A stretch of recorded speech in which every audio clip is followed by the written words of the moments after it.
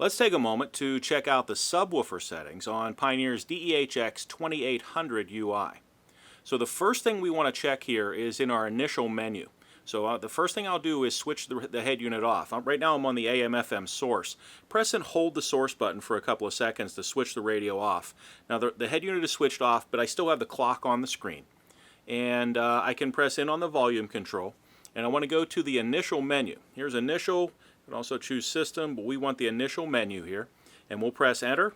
And this is the setting that I'm looking for. This is the speaker and pre-out mode. Okay, so the speaker, this is the rear speaker outputs and the RCA outputs. This head unit has one set of RCA outputs that can be used as full range output or as subwoofer output. And we're going to take a look at how to set that up now. So we'll press enter here. And right now I have my rear speakers are set to full range output and my RCA output is set to subwoofer output. If I wanted to change that, I can. Roll this over. So right now my rear speakers are set to subwoofer output and the RCA is set to subwoofer output. Either one of those settings would be fine. Roll over one more time. And now I have my rear speakers set to full range and my RCA output set to full range. If you choose this setting that says rear and rear, then you will not have a subwoofer control in the system. There will be no subwoofer control in the system. If you want to have a subwoofer control and subwoofer output, choose this one. This is full range for the rear speaker output and subwoofer for the RCA, or this one, which is subwoofer output for the rear speakers and subwoofer output for the RCAs. So I'm going to go back one, which is right here, full range for the speakers and subwoofer output, and I'm just going to press the source button to go over to my radio. Now press in on the volume control and we're going to go to the audio settings menu.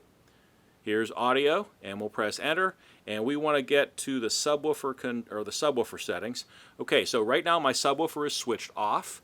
I'm going to press in on the volume control. That switches the subwoofer on and in its normal phase.